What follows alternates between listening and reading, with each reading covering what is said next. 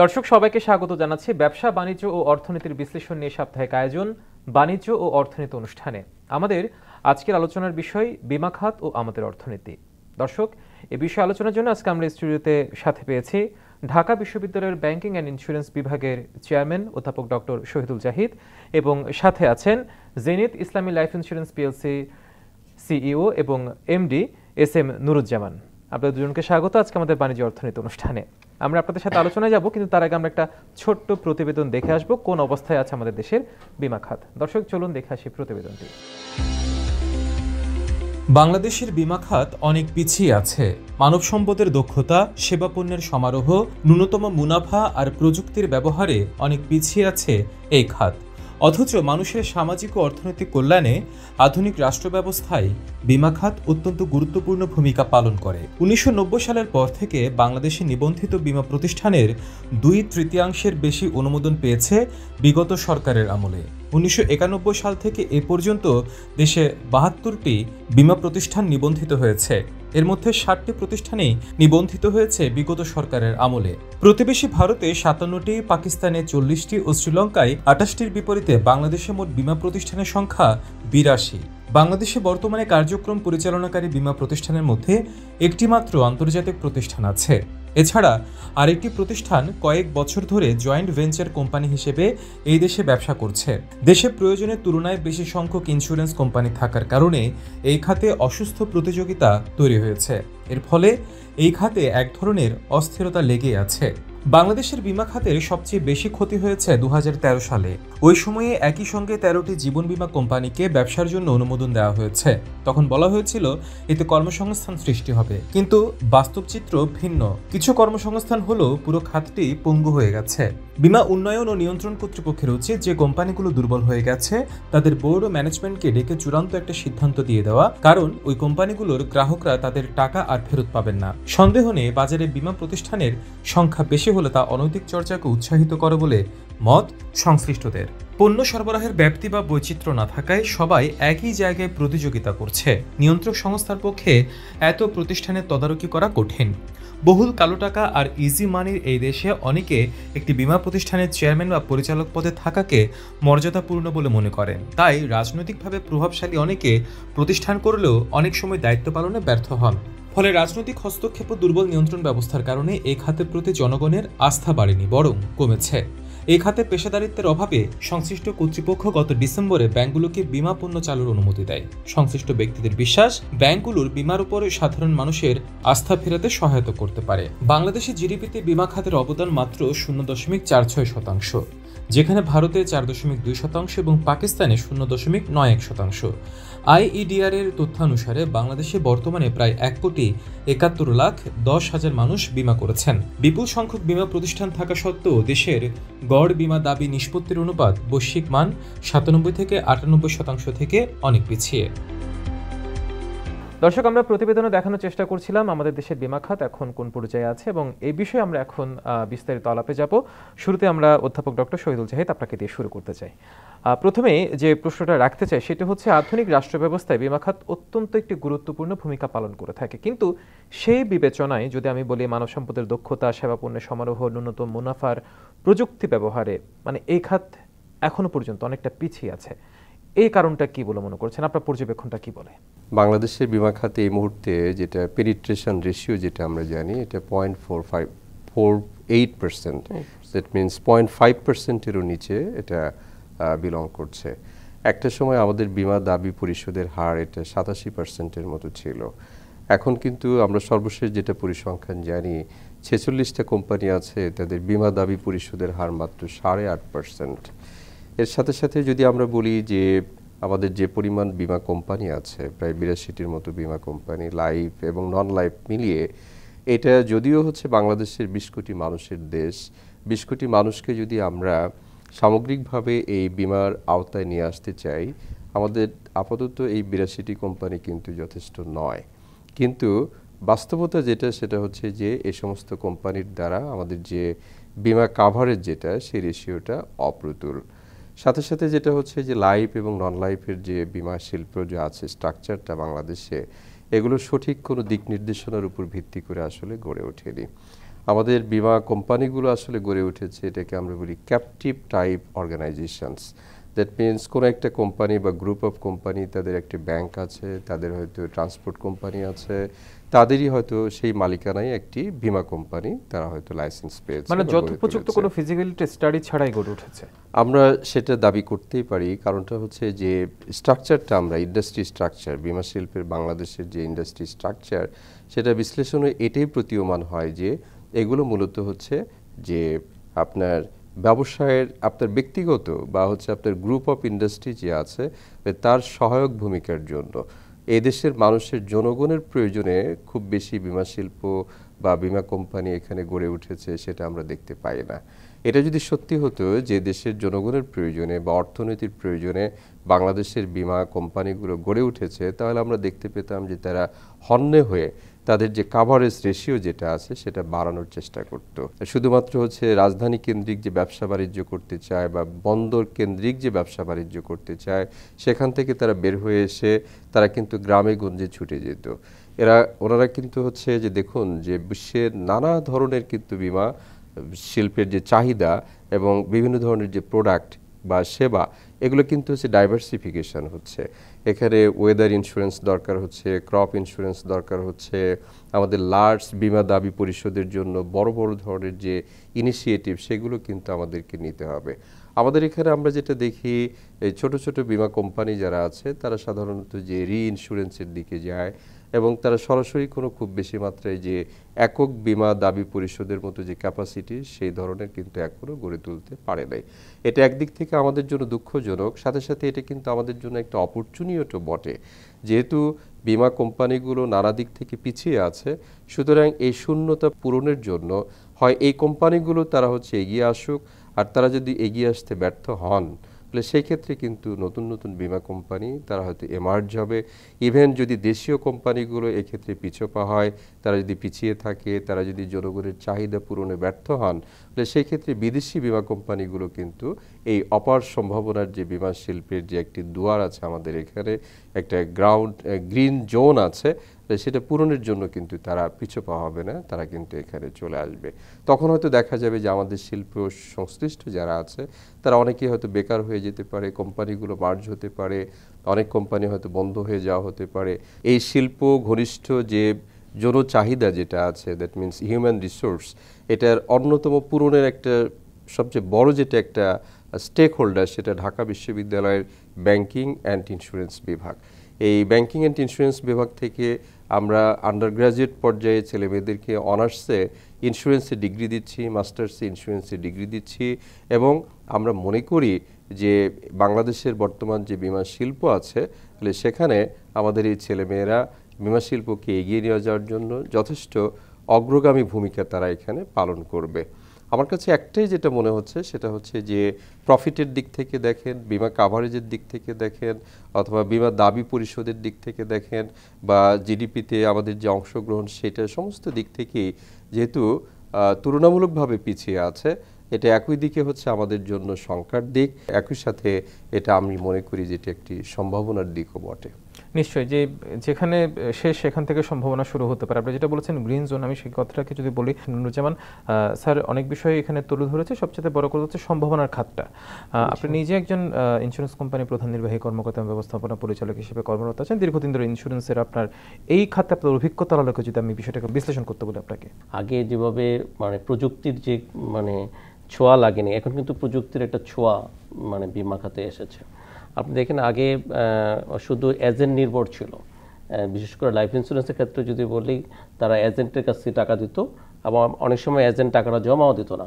এখন কিন্তু মানুষ কিন্তু মোবাইল ব্যাংকিংয়ের মধ্যে আস্থা মানে ফিরে আসছে, বিকাশ, রকেট, নগদ, এর মাধ্যমে টাকাগুলো জমা হচ্ছে। তারপর ব্যাংকে গ্রাহকে ব্যাংকে গিয়ে জমা দিতে পারে, বা ক্রেডিট কার্ড, মাস্টার কার্ডে গিয়ে জমা দিতে, এই একটা আস্থাটা কিন্তু ফিরে আসে। হ্যাঁ, এই কথাটা সত্য যে বিমা দাবি যে পরিশোধের হার, যেটা স্যার যেটা বলেছেন, আসলে সেটা কয়েকটা কোম্পানি, যদি লাইফ ইন্স্যুরেন্সের দিকে আপনি তাকান, এর মধ্যে 36টার মধ্যে 6টা কোম্পানি প্রবলেমে আছে, 30টা কোম্পানি কিন্তু এক্সিলেন্ট মানে পেমেন্ট করছে। তো আমরা কিন্তু আসলে 30টা কোম্পানির যে পেমেন্ট হচ্ছে, এটা কিন্তু আসলে সেই সুনামটা আস্তে আস্তে ওই 6টা কোম্পানির কারণে। তো এই জন্য আমরা মনে করি ওই 6টা কোম্পানিকেও খুব মানে দ্রুত বিমা দাবি পরিশোধ করতে হবে, তাহলেই আপনার যে মানুষের যে আস্থাটা আবার ফিরে আসবে। এই সম্ভাবনাটা আমরা কাজে লাগিয়ে আমরা বেকারত্ব বিমোচন করতে পারি। কারণ বেকার আসলে বাংলাদেশে যে বেকারত্ব এটা কিন্তু বিশাল একটা খাত, বিশেষ করে লাইফ ইন্স্যুরেন্সে মানে কাজে লাগানো সম্ভব। 2 নম্বর হচ্ছে আপনার জিডিপিতে যে মানটা, এটাও কিন্তু যদি আমরা মনে করি এটা বাড়ানো সম্ভব। পাশের দেশেই বিমাতে জিডিপির মানে আর বাংলাদেশে আকাশ পাতাল ডিফারেন্স, 1% কম। হ্যাঁ 1% কম। তো আমরা মনে করি এটার জন্য আইডিআরকে আরও শক্তিশালী হতে হবে। এফআইডিকে, যেহেতু আইডিআরকে নিয়ন্ত্রণ করে এফআইডিকে এদিকে ফোকাস দিতে হবে। আমাদের যেহেতু সংগঠন আছে, মালিকদের একটা অ্যাসোসিয়েশন এবং ফোরাম আছে এমডিদের, এই সংগঠন সহ মিলে যদি একসাথে কাজ করে, আমি মনে করি এটা খুব একটা দুরূহ ব্যাপার না, দ্রুতই এটা ওভারকাম করা সম্ভব। দারুণ, আপনি আপনার পর্যবেক্ষণ থেকে বিশ্লেষণটা করেছেন। আমরা আবার ডক্টর জাহিদ আপনার কাছে যে প্রশ্নটি রাখতে চাই সেটা হচ্ছে, বলা হচ্ছে দেশের প্রয়োজনের তুলনায় অধিক সংখ্যক ইন্স্যুরেন্স কোম্পানি আছে, এই কারণে এখানে একটা অসুস্থ প্রতিযোগিতা তৈরি হয়েছে। যা হয়েছে হয়ে গেছে, সেটাকে আমরা সাস্টেনেবল করার জন্য আসলে এই মুহূর্তে আমাদের মানে পদক্ষেপগুলো কি করা যেতে পারে? বাংলাদেশের ইন্স্যুরেন্স ইন্ডাস্ট্রিতে এই মুহূর্তে সবচেয়ে বড় যে 3টা প্রবলেম, একটা হচ্ছে যে অ্যাসিমেট্রিক ইনফরমেশন তথা অবাধ তথ্য প্রবাহের বড় একটি ঘাটতি আছে। যে পরিমাণ তথ্য আদান প্রদান হওয়ার কথা পলিসি সেলার এবং হচ্ছে পলিসি বীমা গ্রহীতা এবং হচ্ছে বীমা যারা পলিসি সেল করছেন তাদের মাঝে এই তথ্য প্রবাহের ঘাটতি একটা অসম প্রতিযোগিতার সৃষ্টি করছে, নাম্বার 1। নাম্বার 2, এখানে মোরাল হ্যাজার্ড একটা ইস্যু আছে, নৈতিক বিপত্তি আছে। দ্যাট মিনস তথ্য গোপন করছে এবং হচ্ছে অনেকে আছে, যেমন রিসেন্টলি আমরা একটা পরিসংখ্যানে যেটা দেখতে পাচ্ছিলাম যে অনেক কোম্পানি আছে তারা অনুমোদিত যে সীমার মধ্যে বেতন ভাতা বা অন্যান্য খরচপত্র রাখার কথা, তারা কিন্তু ম্যানেজমেন্ট কস্ট অফ ম্যানেজমেন্ট সেটা কিন্তু বাড়িয়ে তারা দেখা যাচ্ছে এটা খরচ করছে। আর 3 নম্বর যেটা আমরা দেখতে পাই সেটা হচ্ছে যে এখানে রেগুলেশন বা গুড গভর্নেন্স যেটা আছে, এটার খুব বড় ধরনের একটা সমস্যা কিন্তু আমরা দেখতে পাই।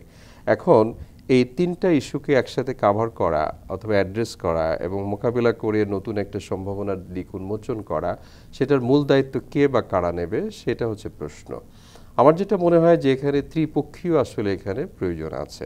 একটা হচ্ছে যে যারা বিমার সাথে, শিল্পের সাথে সরাসরি যুক্ত আছে, আপনারা আছেন, ভালোবেসে এই বিমা ইন্ডাস্ট্রির সাথে আপনারা যুক্ত আছেন, পলিসি সেলার যারা আছেন আপনারা। দ্বিতীয়ত হচ্ছে যে যারা রেগুলেটর আছে তারা, এবং যারা হচ্ছে পলিসি হোল্ডার হবেন, উড বি হোল্ডার, মানে আমি আপনি, মানে আপামর জনসাধারণ, এই 3টা পক্ষকেই বুঝতে হবে যে ইন্স্যুরেন্স আসলে জীবন ঘনিষ্ঠ একটি বিষয়, এটা জীবন ধারণের সাথে সরাসরি যুক্ত একটি বিষয়। এবং ইন্স্যুরেন্স যদি আমরা করি, এটা লাইফ ইন্স্যুরেন্স হতে পারে অথবা জেনারেল ইন্স্যুরেন্স হতে পারে, দুইটাই কিন্তু হচ্ছে আমাদের জীবনমান উন্নয়নের ক্ষেত্রে অপরিসীম ভূমিকা রাখতে পারে। এখন এই গুরুত্বপূর্ণ, এটা যে আসলে সত্যিকার অর্থে গুরুত্বপূর্ণ, এটা যদি জনগণ বুঝতে পারে, এটা যদি রেগুলেটররা বুঝতে পারে, এটা যদি যারা হচ্ছে কোম্পানিসমূহ, ইন্ডাস্ট্রি যারা সংশ্লিষ্ট ব্যক্তিবর্গ আছেন তারা যদি বুঝতে পারে, তাহলে হয়তো আমরা এই সমস্যাটা কাটিয়ে উঠতে পারবো। এখন কে কিভাবে করতে পারে? ইন্স্যুরেন্স কোম্পানিগুলোর এগিয়ে আসা উচিত তাদের টিকে থাকার স্বার্থে। আমি একটু আগেও যেটা বলেছি যে আপনারা যদি সঠিকভাবে ব্যবসাটা পরিচালনা করতে ব্যর্থ হন, এটা কিন্তু শূন্যস্থান হিসেবে থাকবে না। এখানে হয় নতুন কোম্পানি আসবে অথবা হচ্ছে বিদেশি কোম্পানিগুলো এখানে কিন্তু তারা টেক ওভার করবে, নাম্বার 1। দ্বিতীয়ত যেটা, রেগুলেটর যারা আছেন তাদের তো বদনামের আসলে শেষ নেই। আমরা ইডরা যেটা আছে, insurance development and regulatory authority, তাহলে তারা আসলে কিন্তু আসলে স্বতন্ত্র কোনো প্রতিষ্ঠান হিসেবে, স্বাধীন কোনো প্রতিষ্ঠান হিসেবে তারা, তাদের না আছে জনবল, না আছে তাদের কোনো লং টার্ম মানে ইমপ্লিমেন্টেবল এরকম কোনো পলিসি, এটা আমরা কখনোই দেখতে পাচ্ছি না। তারা দেখা যাচ্ছে এখানে প্রেষণে হয়তো কিছু লোকজন আসেন, নিজস্ব জনবল কিন্তু নাই। নিজস্ব জনবল যদি লং টার্মেতে এখানে না থাকে, তাহলে তারা কিভাবে একটা লং টার্ম এখানে তারা পলিসি কিন্তু ফর্মুলেটও করতে পারেন না। এবং ইমপ্লিমেন্টেশনের ক্ষেত্রে আপনাকে যদি বলা হয় যে আপনি 3 বছরের জন্য এখানে আছেন, তা আপনি গুনবেন যে 2 মাস চলে গেছে, 6 মাস চলে গেছে, এই তো 3 মাস যায়, এরপরে তো আমি আসলে স্টেক হোল্ডার থাকি না। তা আপনি যদি এখানে লং টার্মের যদি আপনি অ্যাটলিস্ট অ্যাডমিনিস্ট্রেশন যেটা আছে, সেক্রেটারিয়েট যেটা আছে, এটা যদি আপনি একটা স্থায়ী রূপ দেন এবং এখানে সঠিক ব্যক্তিবর্গ, যোগ্য ব্যক্তিবর্গ যারা আছে, আপনাকে একটু উদাহরণ দিই, বাংলাদেশে অ্যাকচুয়ারি আছে কয়জন? এখনো মনে হয় 2 জন। সোহরাব সাহেব উনি তো হচ্ছেন বয়স্ক হয়ে গেছেন, আরেকজন ব্যক্তি আছেন। কিন্তু বাংলাদেশি বংশোদ্ভূত অ্যাকচুয়ারি তারা বিভিন্ন দেশে কাজ করছে 100-র উপরে। তাহলে তারা বাইরের দেশে সঠিকভাবে কাজ করছে, বিভিন্ন কোম্পানিতে সুনামের সাথে কাজ করছে, কিন্তু বাংলাদেশে করছে না। কারণ বাংলাদেশে আপনি চিন্তা করেন যে ইন্স্যুরেন্স ইন্ডাস্ট্রিতে যে জনবল আছে তাদের বেতন ভাতা তুলনামূলকভাবে কিন্তু আসলে সামাজিকভাবে আমরা যদি কম্পেয়ার করি, আমাদেরই একটা ছেলে যারা হচ্ছে ব্যাংকিং থেকে পাস করছে, ব্যাংকে জব করছে, ওর স্টার্টিং স্যালারি যদি 50-60 হাজার টাকা হয়, ইন্স্যুরেন্সে আমার তো মনে হয় 20-30 হাজার টাকাও দিতে পারে না। তাহলে এটা অর্ধেক স্যালারিতে, তারা তো এখানে মোটিভেট হচ্ছেন না, নাম্বার 1। সুতরাং আমি মনে করি যে ইন্স্যুরেন্স ইন্ডাস্ট্রি সংশ্লিষ্ট যারা কোম্পানি সমূহ আছে তাদের টিকে থাকার স্বার্থে তাদের এখানে সংস্কার করা জরুরি, এবং হচ্ছে যারা রেগুলেটর যারা আছেন তাদেরকে সত্যিকার অর্থে যে তারা আসলে নখদর্পহীন নন, সত্যিকার অর্থে ইন্স্যুরেন্স ইন্ডাস্ট্রিকে এগিয়ে নিয়ে যাওয়ার জন্যই তাদেরকে প্রতিষ্ঠা করা হয়েছে। এই ধরনের একটি গুরুত্বপূর্ণ প্রতিষ্ঠানের এরকম নির্লিপ্ত ভূমিকা এটা আমরা আর দেখতে চাই না। তৃতীয় যেটা, সেটা জনগণকে বুঝতে হবে, যদি তোমার ইন্স্যুরেন্স থাকে, আপনার ইন্স্যুরেন্স থাকে তাহলে, এবং যাদের ইন্স্যুরেন্স নাই, এই দুইটা পক্ষকে তাদের গ্যাপ যেটা আছে, যে একটা এ গ্রুপ অফ পিপল যাদের ইন্স্যুরেন্স আছে তাদের জীবনমান কোন পর্যায়ে যাচ্ছে, তাদের ঝুঁকি মোকাবেলা কোন পর্যায়ে আছে, তাদের স্বাস্থ্য যেটা আছে সেটা কোন পর্যায়ে যাচ্ছে, এবং যারা ইন্স্যুরেন্স কাভারেজ নাই তাদের মধ্যে যে একটা রাত আর দিন পার্থক্য আছে, এই পার্থক্যটা ব্যাপক প্রচারের মাধ্যমে জনগণের কাছে উপস্থাপন করতে হবে, যাতে করে তারা মোটিভেটেড হন যে না, আমার নিজস্ব সুবিধার্থে, যেমন হুট করে আমরা দেখেন, আমরা এটাকে বলি যে সোশ্যাল ইন্স্যুরেন্স, মানে আমি অসুস্থ হলাম বা কেউ অসুস্থ হলো, আমরা হয়তো আমাদের নিকট প্রতিবেশী যারা একটু ধনাঢ্য ব্যক্তিবর্গ আছে বা সমাজের লোকজন, তাদের কাছে গিয়ে কিন্তু আমরা সহযোগিতা চাই, কিন্তু এই সহযোগিতাটা দেওয়ার জন্য যোগ্য মানে উন্নত দেশগুলোতে তারা হচ্ছে ইন্স্যুরেন্স কোম্পানি, কিন্তু আমাদের এখানে যেহেতু ইন্স্যুরেন্স কোম্পানির সাথে তাদের কোনো পলিসি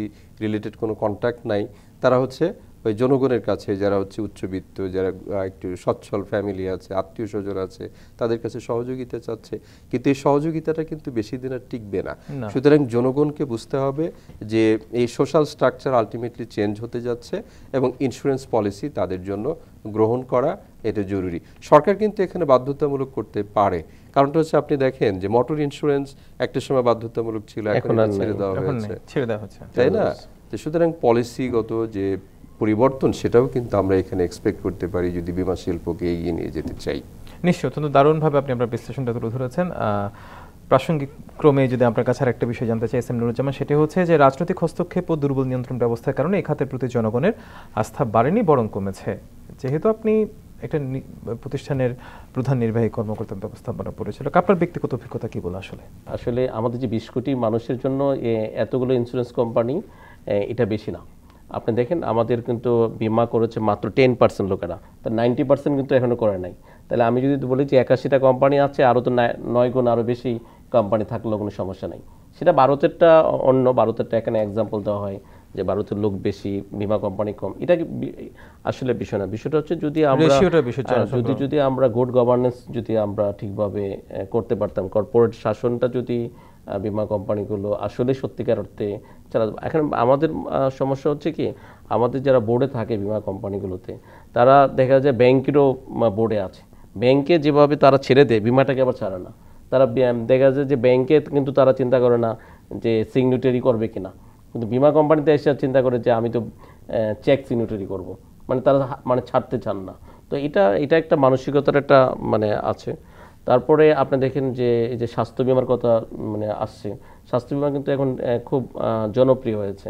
তারপরে দেখবেন যে ঢাকা ইউনিভার্সিটির প্রথমে শুরু হয়েছে স্টুডেন্ট ইন্স্যুরেন্স। এই স্টুডেন্ট ইন্স্যুরেন্স ঢাকা ইউনিভার্সিটি শুরু হওয়ার পরে আমাদের কোম্পানি জেনেদ ইসলামী লাইফেই আমরা প্রায় 5টা ইউনিভার্সিটিতে আমরা কাজ করি স্টুডেন্ট ইন্স্যুরেন্সে। তো এটা কিন্তু এখন একটা খুব জনপ্রিয়। আমি তো একটা এক্সাম্পল দিই যে রাজশাহী ইউনিভার্সিটিতে 32,000 স্টুডেন্টদেরকে আমরা সার্ভিস দিই। সেখানে তারা কিন্তু কোনো পেপারস আমাকে পাঠাইতে হয় না, আমার অনলাইনের মাধ্যমে পাঠাই দেয়। তারাও খুব হ্যাপি, 32,000 স্টুডেন্ট, তারাও কিন্তু হ্যাপি। আমাকে তারা কাগজগুলো ছবি তুলে দেয়, আমরা আবার তার বিকাশ, রকেট, নগদ বা ব্যাংকের মাধ্যমে পাঠিয়ে দিই।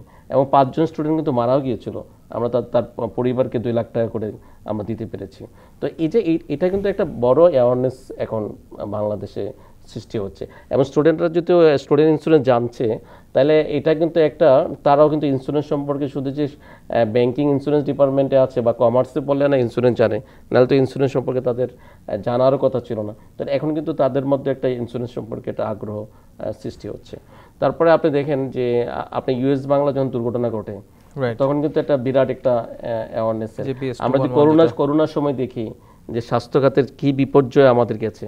আসলে আমাদের বাধ্যতামূলক তো ইন্স্যুরেন্স থাকা দরকার। আপনি দেখেন আমাদের প্রশাসনে তো বিসিএস ক্যাডাররা প্রথম, তাদেরকে যদি বাধ্যতামূলক করতে হয় যে আপনারা বাধ্যতামূলক লাইফ ইন্স্যুরেন্স করতে হবে, তাইলে কিন্তু তার মাঝেও কিন্তু একটা একজন বিসিএস ক্যাডার যখন ইন্স্যুরেন্স সম্পর্কে ইতিবাচক একটা থাকবে, কিন্তু সেও কিন্তু ইন্স্যুরেন্স সম্পর্কে নেতিবাচক। তো এটা কিন্তু আপনি ধরেন যারা ট্রেড লাইসেন্স করে, তাকে যদি বলা হয় যে আপনি এই যে ট্রেড লাইসেন্সের সাথে লাইফ ইন্স্যুরেন্স থাকতে হবে, অথবা আপনার যে এই যেটা আপনি মার্কেট করেছেন অথবা আপনি যে বিল্ডিং করেছেন আপনার এখানে ইন্স্যুরেন্স আছে কিনা নন লাইফের, তো তখন কিন্তু ইন্স্যুরেন্সটা বাধ্যতামূলক হয়। তো নাহলে কিন্তু তাকে আপনি মানে ট্রেড লাইসেন্সিং দিবেন না। যদি সরকার পলিসি করে, তাহলে যেমন আমাকে মানে ইটিন আমাকে দিতে হয়, মানে ঠিকই রিটার্ন সাবমিট করতে হয়, আপনি ঠিকই কিন্তু ইন্স্যুরেন্সকে আপনার কভারেজটা তার সামর্থ্য অনুযায়ী সে কিন্তু এটা করতে পারবে। এটা কিন্তু সরকারেরও সদিচ্ছা থাকতে হবে, সরকারকেও আগাইতে হবে। আর এজন্য আসলে আমাদের বিশেষ করে মিডিয়া তো যেভাবে ইন্স্যুরেন্সের ব্যাপারে নেতিবাচক আছে, ইতিবাচকগুলো তুলে ধরতে হবে। যে আমরা একটা এতিমের পরিবারের জন্য আমরা কি কাজ করতে পারছি, আমরা বিধবা মায়ের জন্য আমরা কি কাজ করছি।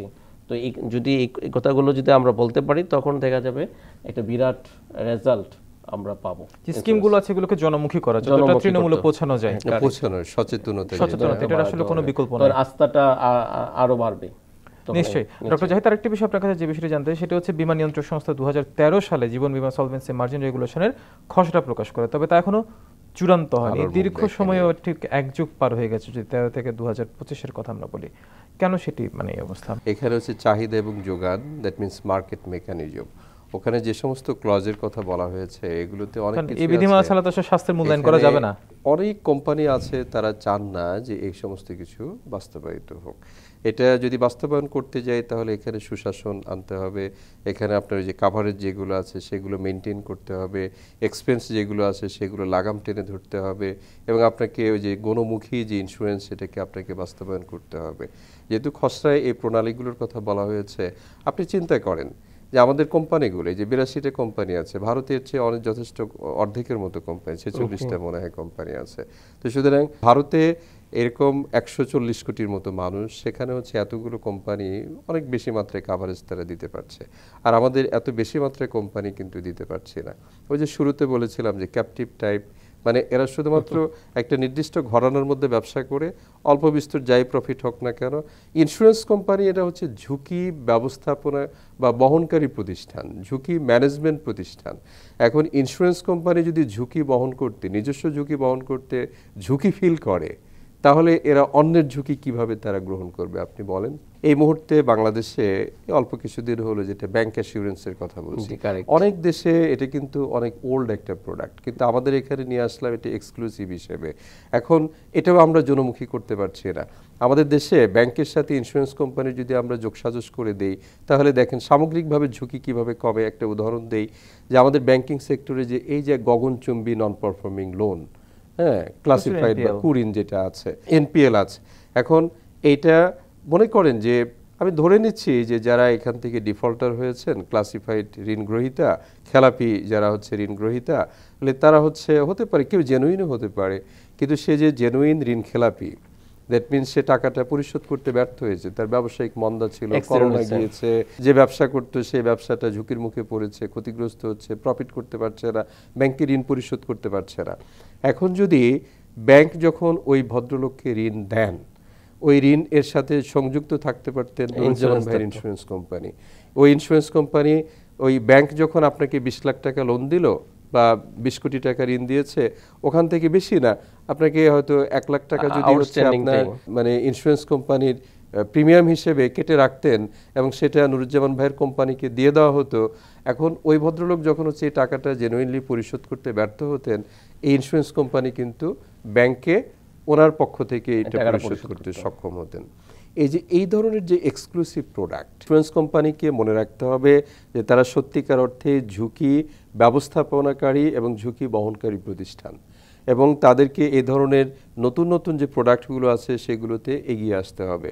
যদি তারা গতানুগতিক কিছু মাত্রায় ওই যে কিছু এজেন্ট আছে যারা একটা ব্যাগ হাতে নিয়ে জনগণের সামনে সালাম দিয়ে জিজ্ঞেস করে ভাই একটা পলিসি কিনবেন কি না, এ দিয়ে কিন্তু ইন্স্যুরেন্স বিজনেসটাকে বাংলাদেশে মানে সর্বজনীন যেটা আছে এই সার্বজনীন ইন্স্যুরেন্স আপনি এটা কখনই এনশিওর করতে পারবেন না। এটার জন্য আপনাকে মাথা খাটাতে হবে, আপনাকে ওই রেগুলেটরদেরকে এগিয়ে আসতে হবে, সরকার এবং প্রাইভেট সেক্টর বোধকে এখানে ক্যাপিটাল ইনজেক্ট করতে হবে, প্রচুর খরচ করতে হবে। আদারওয়াইজ এখান থেকে আপনি বড় রিটার্ন কিন্তু দেখতে পাবেন না। এবং জনগণের মধ্যে সচেতনতা যেটা আছে সেটা আপনাকে মিডিয়া বলেন অথবা ইন্স্যুরেন্স কোম্পানিগুলো বলেন বা সরকারের পক্ষ থেকে মানে সামষ্টিক যদি প্রচেষ্টাটা আমরা গ্রহণ না করি, এবং তার চেয়ে বড় কথা দেখেন তো মানুষ উৎসাহিত হবে কি দেখে, যারা ইন্স্যুরেন্স কোম্পানিতে চাকরি করছে, যারা ব্যবস্থাপনার সাথে যুক্ত, হতে পারে রেগুলেটর, হতে পারে ব্যবস্থাপক, কিন্তু তাদের যদি আমরা এই ব্যবস্থাপনাগুলো উন্নত মানের দেখতে পাই, জনগণ উদ্বুদ্ধ হবে, নিজের থেকে আসবে। ওনাদেরকে জনগণের কাছে খুব বেশি তখন আর যাওয়া লাগবে না, জনগণই এসে বলবে। কারণ সরকার যদি করে, দেখেন আমরা যখন বিদেশে যাই, আপনি আমেরিকাতে যাবেন, জাপানে যাবেন, ইন্স্যুরেন্স ছাড়া আপনি পা ফেলতে দেখবেন ভয় ভয় লাগছে, তাই তো? তো সুতরাং আমাদের দেশে তো এগুলো কোনো বালাই নেই। তো সুতরাং সামষ্টিক ব্যর্থতা একটা বিষয় বটে। আসুন আমরা সবাই মিলে যদি প্রচেষ্টা চালাই, হয়তো এটাকে কাটিয়ে ওঠা সম্ভব হবে। নিশ্চয়ই, খুবই দারুণভাবে আবার আপনার পর্যবেক্ষণটা তুলে ধরছেন এস এম নুরুজ্জামান। জনগণের কাছে পৌঁছানোর যে বিষয়টা আমি বলছি, যে ব্যাংক খাতের মতো ইন্স্যুরেন্স খাতে একটা নেতিবাচক একটা প্রভাব প্রত্যক্ষ বা হোক পরোক্ষ বা হোক দাঁড়িয়ে গেছে, এই ট্যাবুটা আসলে ভাঙা যায় কিভাবে? আমাদের 13 লাখ গ্রাহক আছে, মানে বীমা দাবি পরিশোধ আনসেটেল লাইফ ইন্স্যুরেন্সের কথা বলি, এই 13 লাখ কিন্তু পরিবার, তারা কিন্তু ঠিকই নিজেরাই বলতেছে আমি টাকা পাচ্ছি না। তো এখন যদি যাদের যে কোম্পানিগুলো এই মানে টাকাগুলো দিচ্ছে না, কয়েকভাবে হতে পারে। একটা হতে পারে যে তাদের যে অ্যাসেট আছে, অ্যাসেট বিক্রি করে 50% হলেও টাকা দেয়, এটা একটা। আবার 2 নম্বরে যেটা ব্যাংকে আপনারা দেখছেন যে ব্যাংকের গ্রাহকরা কিন্তু টাকা ঠিকই পাইছে, ব্যাংকের মালিকরা চুরি করেছে, দেখা গেছে। তো আপনার এটার জন্য বাংলাদেশ ব্যাংক তাকে লোন দিয়েছে। ঠিক আইডিয়ারকে উদ্যোগ নিতে হবে যে এই যেই ক্লায়েন্টদের টাকা, বিশেষ করে বিমা কিন্তু করেছে এখন প্রান্তিক জনগণ, তাদের টাকাগুলো ঠিকই পরিশোধ করতে হবে। তাদের ব্যাপারে যারা ম্যানেজমেন্টে ছিল, যারা বোর্ড অফ ডাইরেক্টরস ছিল, তাদের ব্যাপারে অ্যাকশনে যেতে হবে। তো এইগুলো যদি করা হয় তাহলে কিন্তু দেখবেন যে এই ইমেজটা অনেক মানে কেটে ওঠা সম্ভব। আর এখন কথা হচ্ছে যে তার যদি মানে দাবি সেটেলমেন্ট না পেয়ে থাকে, তখন কিন্তু এই ইমেজটা ঠিকই দেখা যাবে যে যত হয়তো 1-2টা কোম্পানি খুব ভালো করছে, কিন্তু বদনামটা থেকেই যাবে। কারণ এখন তো সোশ্যাল মিডিয়ার যুগ, বদনামটা আমরা আরো খুব বেশি বেশি করে কোনো কিছুই মানে লুকাইতে থাকে না, আমরা ডেকে থাকে না, এবং সবাই বদনামটাই বেশি শেয়ার করে, যেটা পাই সেটা কিন্তু না। এবং দেখেন আমাদের পদ্মা সেতু হয়েছে, সেটা আমরা রিইন্স্যুরেন্স করছি বাইরের সাথে। আমরা যদি রিইন্স্যুরেন্স বাংলাদেশে হইতো, তাহলে তো আমাদের ডলারগুলো বাইরে যায় না। আমরা যদি আধুনিক প্রোডাক্ট আনতে পারি, যে অ্যাকচুয়ালি এগুলো বাংলাদেশি অন্য দেশে সার্ভিস দিচ্ছে, তাদেরকে যদি আমরা ওভারসিজ সার্ভিসও যদি চালু করতে পারি, যে তারা মানে ওইখান থেকেও আমাদেরকে সার্ভিস দেবে, তাহলে আসলে আধুনিক প্রোডাক্ট আসতে হবে। তাহলে কিন্তু এটা মানে সম্ভব যে আমরা করে মানুষের কাছে যেতে পারবো। অর্থাৎ জনমুখী এবং যে সচেতনতা কেন্দ্রিক বেশ কিছু স্কিম যদি হাতে নেওয়া যায়, মানে পদক্ষেপ যদি হাতে নেওয়া যায়, সেটা শুধু বেসরকারি ভাবে না, নিজেদের মাধ্যমে না, অ্যালায়েন্সের মাধ্যমে না, নীতি নির্ধারক যারা আছে, রাষ্ট্র নীতি নির্ধারক যারা আছে, তাদেরকে এই বিষয়টা এগিয়ে আসতে হবে নিশ্চয়ই। আরেকটি বিষয় আপনার সাথে আমি এখানে যুক্ত করতে চাই, সেটা হচ্ছে তামাদি পলিসির সংখ্যাও কিন্তু বাড়ছে। মানে অনেকে বলছে, অনেকে গ্রাহকের দায় পরিশোধের কথা বিবেচনা না করে বড় অঙ্কের প্রিমিয়াম অর্জনের দ্রুত উপায় হিসেবে সেটাকে বিবেচনা করছে। এটাকে আপনি কিভাবে? তামাদি অনেকগুলো কারণে আসলে মানে হয়। একটা হচ্ছে যেমন ধরেন আমি একটা পলিসি করেছি এক্স কোম্পানিতে, এখন আমার জব নাই, এটা কারণে তামাদি হতে পারে। আমার এখন ব্যবসা লস হয়েছে, এটা হতে পারে। আবার হচ্ছে যে আমার যে মানে আমার কোম্পানি হোক আর এক্স কোম্পানি হোক, এই যে সুনাম নষ্ট হয়েছে, এই সুনাম নষ্ট হওয়ার কারণে তামাদি হচ্ছে। বলবে যে আমার তো ওই ফ্যামিলি বিমা পায় না, তা আমি যখন বিমাটা চালাবো তাহলে তো আমিও পাবো না। আবার দেখা যায় আমাদের এজেন্টদের ভুলের কারণে তামাদি হয়। যেমন আমি চালাতে পারবো না 1 লাখ টাকা প্রিমিয়াম, আমাকে জোর করে সে 1 লাখ টাকা প্রিমিয়াম দিয়ে দিল, তাহলে কিন্তু আমি পরের বছর এটা তামাদি হয়ে যাবে। এই জন্য অনেকগুলো মানে কারণ মানে থাকে। তো আমরা মনে করি যে তামাদের জন্য সচেতনতা বাড়াতে হবে, যে এটা বিমা আইনটি এমন যে ফার্স্ট ইয়ার টাকা দিলে সে টাকাটা পাবে না, এটা গ্রাহককে আগেই বলতে হবে যে প্রথম বর্ষের টাকা কিন্তু ফেরত দেবেন না আপনি। কিন্তু তামাদিটা কিন্তু আরও সমস্যা, তামাদিটা ক্যান্সার, তামাদি অবস্থা যদি সে মারা যায় তার নমিনি কিছুই পাবে না। তো এই জন্য মানে যে কোম্পানিগুলো আছে তারাও আরো তথ্য প্রবাহের যে একটা ঘাটতি মানে ইয়া দিতে হবে, তাইলে কিন্তু এই তামাদির হারটা মানে কমই আসবে। এই জায়গায় আপনার একটু পর্যবেক্ষণটা আমরা জানতে চাই এই কি বিষয়তে। সত্যিকার অর্থে বীমা কোম্পানিগুলো এখানে লাভ করতে পারে না, কারণ ওরা তো ফরকাস্টিং করে, ফরকাস্টিং করে, এটা তাদের জন্য একটা পার্মানেন্ট লস এর মতো কিন্তু হয়ে যায়। মনে করেন যে 2025 সালের শুরুতে ওনার কোম্পানি তারা হচ্ছে 100টা পলিসি ওপেন করেছে, কিন্তু মাঝপথে এসে সেই অনুযায়ী তারা হচ্ছে লোকবল নিয়োগ দেবে, সেই অনুযায়ী হয়তো সফটওয়্যার কিনবে, সে হয়তো ম্যানেজমেন্ট কস্ট ফিক্স করবে, কিন্তু মাঝপথে এসে দেখা গেল যে এখান থেকে যদি 10% বা 20% পলিসিও যদি ল্যাপস হয়ে যায়, এরা ডিসকন্টিনিউ করে, তখন তো হচ্ছে যে আলটিমেটলি ওনাদেরও দুর্নাম হচ্ছে যে ভবিষ্যতে এদেরকে বিমা দাবি পরিশোধ করতে তারা ব্যর্থ হবেন। সাথে সাথে তাদের যে প্রজেক্টেড প্রফিট ছিল অথবা সে এক্সপেন্ডিচার ছিল বা রেমুনারেশন ছিল, এ সমস্ত কিছু কিন্তু বড় ধরনের একটা হোঁচট খায়। তো সুতরাং এটাকে ওভারকাম করার জন্য যৌক্তিক হারে ওই রেট মেকিং যেটা আমরা বলি, মানে আপনার প্রিমিয়ামটা কত হওয়া উচিত।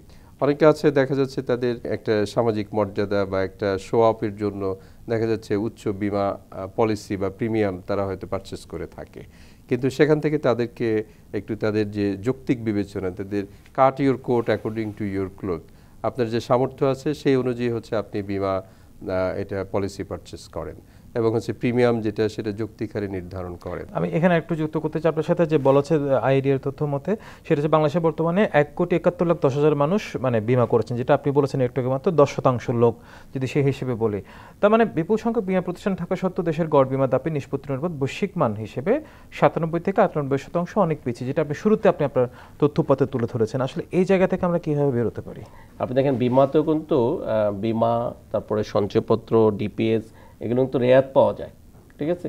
কিন্তু যদি মানে সরকার যে আসলে এই ট্যাক্সের মধ্যে যে লাইফ নন লাইফ একটা হলে বিমা থাকতে হবে তার, মানে যারা ট্যাক্স হোল্ডার দেয় তার কিন্তু অবশ্যই এটা কিন্তু এখানে আনা সম্ভব। আমরা কিন্তু কেউ না ঢাকা শহরে যারা বা বাইরে হোক, সে কিন্তু ফ্ল্যাট কিনছে, তার বিমা আছে কিনা। যেমন স্যার একটা সুন্দর কথা বলতে চাই স্যার, যে আসলে এই যে লোন দিচ্ছে, শুধু লোন কেন, ব্যাংকে ডিপিএস করুক, ডিপিএস এর সাথেও বিমাকে ট্যাগ করে দেওয়া যেতে পারে। যে ব্যাংকে সে ডিপিএস করে সে গ্রাহক মারা গেছে, তার মধ্যে যদি বিমা হয় তার ওই বাকি টাকাটা মানে বিমা কোম্পানি ফেরত দিয়ে দেবে। তো এগুলো এভাবে যদি আমরা পলিসিটাকে নিয়ে আসতে পারি, তাহলে যেমন ব্যাংক ইন্স্যুরেন্স আসছে, ইনস্যুটেক আসছে, এগুলো আসলে জনপ্রিয় করতে হলে, যেমন ব্যাংক ইন্স্যুরেন্সের প্রবলেম হচ্ছে 3টা ব্যাংকের বেশি করা যাবে না, সবাইকে ওপেন করে দেওয়া দরকার ছিল। সরকারি ব্যাংকগুলো এখনো আগেই আসে নাই, তাই সকল ইন্স্যুরেন্স কোম্পানিগুলো যেমন ফ্রি করে দিলে কন্ডিশনটা, প্রথম যদি একটা জিনিস শুরু হয়ে গেছে, কন্ডিশনটা যদি একেবারে সহজ করে দেওয়া হয়, তখন কিন্তু এটাকে জনপ্রিয় মানুষ মানে নিতে পারে। আমরাও সেই প্রত্যাশা রাখি। ডক্টর শহীদুল জাহিদ, আরেকটা সবশেষ প্রশ্ন আপনার কাছে রাখতে চাই, সেটা হচ্ছে বলা হচ্ছে ব্যাংকের মধ্যে এখানে একটা প্রস্তাবনা এসেছে আইডিয়ার পক্ষ থেকে যে মার্চ করার জন্য যেগুলো খারাপ অবস্থা, আসলে সেটি কতটা যৌক্তিক এবং বাস্তবতা কি বলে? একদম মার্জ করা এটা তো আসলে চাপিয়ে দেওয়ার মতো একটা বিষয় হয়ে যায়। মার্জার সাধারণত হয় যে হোমোজেনাস আছে এবং মার্জারের মাধ্যমে হচ্ছে একটা সিনার্জি বেনিফিট, 2 আর 2 4 না হয়ে এটা 4-এর চেয়ে বেশি হয়। এই বেনিফিটটা যখনই পাওয়া যায় সেটাকে তখন মার্জারটাকে আমরা ভায়াবল বলি, ফিজিবল বলি। আদারওয়াইজ হচ্ছে মার্কেট মেকানিজম যেটা, সেখানে হচ্ছে যে কেউ যদি টিকে থাকতে না পারে সে তো মার্কেট থেকে অটোমেটিক্যালি এক্সিট হয়ে যাবে। সুতরাং এখানে ইন্টারভেনশন এখানে কতটুকু যৌক্তিক আমরা মনে করি না। দ্যাট মিনস বাজার অর্থনীতির যুগে আসলে মার্কেট ইন্টারভেনশন এটাকে আমরা খুব বেশি ওয়েলকাম জানানোর মতো পরিস্থিতি বাজার অর্থনীতি বিশ্বাস করে না। তবে ইন্স্যুরেন্স ইন্ডাস্ট্রিকে যদি আমরা সত্যিকার অর্থে জনমুখী করতে চাই, ভাইয়ের সাথে আরেকটা বিষয় যোগ করতে চাই, সেটা হচ্ছে আমাদের মাইক্রো ইন্স্যুরেন্স যেটা আছে সেটার দিকে একটু নজর দিতে হবে। যেহেতু আমাদের এই মুহূর্তে আমরা আশাবাদী, কারণ হচ্ছে আমাদের মাননীয় প্রধান উপদেষ্টা মহোদয় মাইক্রো ক্রেডিট নিয়ে দেশান্তরে মানে নোবেল পুরস্কার পর্যন্ত দারিদ্র্য বিমোচনে ওনার এই ভূমিকা চিরস্মরণীয় হয়ে থাকবে। ওনার হাত ধরেই উনি যেহেতু এখন সরকার প্রধান, যদি মাইক্রো ইন্স্যুরেন্সটাকে আমরা এই ইন্স্যুরেন্স কোম্পানিগুলোর মাধ্যমে বা নতুন নতুন মানে কোম্পানি স্থাপনের মাধ্যমে এই ছোট ছোট যারা গ্রামবাসী, ছোট ছোট শিল্প, ধরেন একজন মুদি দোকানদার, চা বিক্রেতা, জেলে, কামার কুমার, হ্যাঁ, পেশাজীবী যারা আছে, ক্ষুদ্র মানে গ্রাম ভিত্তিক এই মানুষদের কাছে ইন্স্যুরেন্স প্রোডাক্ট খুব ন্যূনতম সেবা, হ্যাঁ, এবং ন্যূনতম হচ্ছে প্রিমিয়াম, এই কনসেপ্টটা নিয়ে যদি আমরা এই সরকারের সময় যদি আমরা যেতে পারতাম তাহলে আমরা হয়তো খুব বেশি মাত্রায় খুশি হতে পারতাম। নিশ্চয়ই, মানে এই প্রস্তাবনাটা আসলে অমূলক কিছু নেই, এভাবে যদি মানে যাওয়া যেত তাহলে হয়তো বা কিছুটা হলো সেটার আসলে মানুষ চেষ্টাই কি না পারে। আমরাও সেই প্রত্যাশা রাখি এভাবেই আপনারা যে পর্যবেক্ষণগুলো তুলেছেন সেগুলো যে আসলে বাস্তবায়িত হয় মাঠ পর্যায়ে, এটাকে যদি আরো জনমুখী করা যায়, সেই বীমা খাত হয়তো বা আমরা যে তুলনাগুলো করি পাশের দেশের সাথে, তখন আমরা নিজেরাই আমাদেরকে তারা তখন তুলনীয় করে তুলবে তাদের সাথে। নিশ্চয়ই ডক্টর শহীদুল জাহিদ এবং এস এম নুরুজ্জামান দুজনকে অসংখ্য ধন্যবাদ আজকে আমাদের এই বাণিজ্য অর্থনীতি অনুষ্ঠানে এসে বীমা খাত নিয়ে আপনাদের পর্যবেক্ষণ তুলে ধরার জন্য। দর্শক, বাণিজ্য অর্থনীতি অনুষ্ঠান আজকে এখানে শেষ করছি। দেখা হবে আগামী পর্ব অন্য কোনো বিষয় নিয়ে। সে পর্যন্ত ভালো থাকুন, সুস্থ থাকুন। শুভেচ্ছা সবাইকে।